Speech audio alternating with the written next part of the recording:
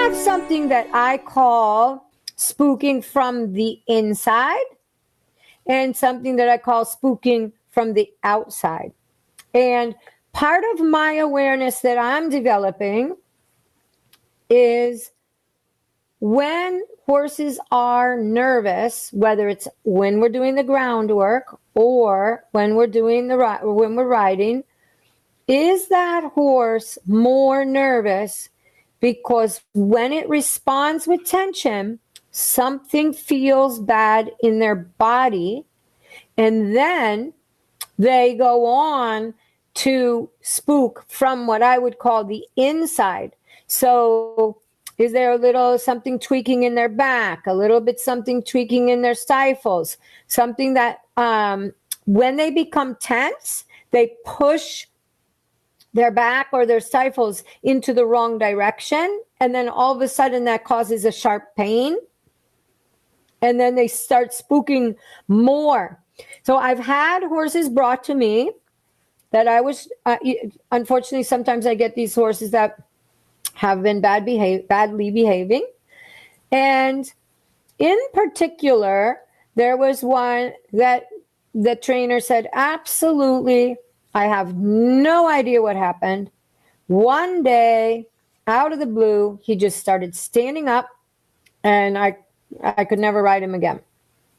And this horse, when is a sensitive horse, he's a very sensitive horse to the surroundings. And some very sensitive horses will freeze up a little bit. They don't just automatically react and take off. They don't always listen to us. They just freeze up. So if you can imagine a horse that gets scared repeatedly day after day, and the response to getting scared is freezing up, then that horse is not stretching like we talked about last week, but instead it's contracting its muscles. And it's contracting its muscles all around the back, the neck, the stifles, the hips. So, it could be happening day after day, over and over again, that we're riding it a little bit and something happens in the woods or something happens next to the ring, and then the horse gets tense, and it gets tense and it holds its muscles very tense. But this particular horse is a very athletic horse, and he has a nice hind leg, and it's very beautiful.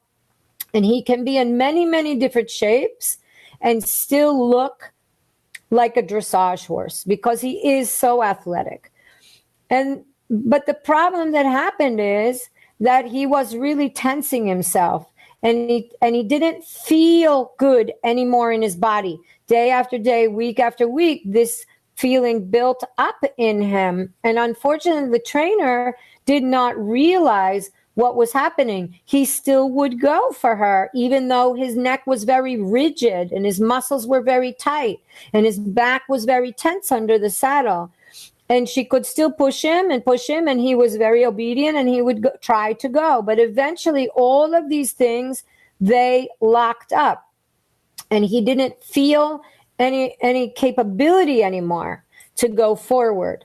So for his only response was to be able to go up because everything felt so locked up.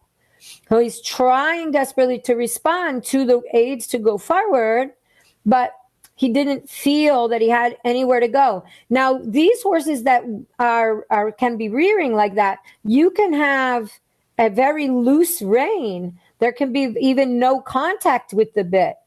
But it's not actually, it's the idea of the bit, and it's the tension in the muscles that's causing the horse to feel like it can't go anywhere.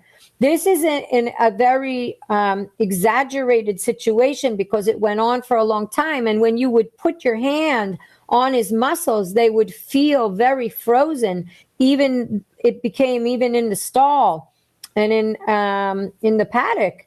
So you can imagine that that would be very uncomfortable, but such a beautiful and athletic horse is going to keep trying for a long time until all of a sudden he just stops.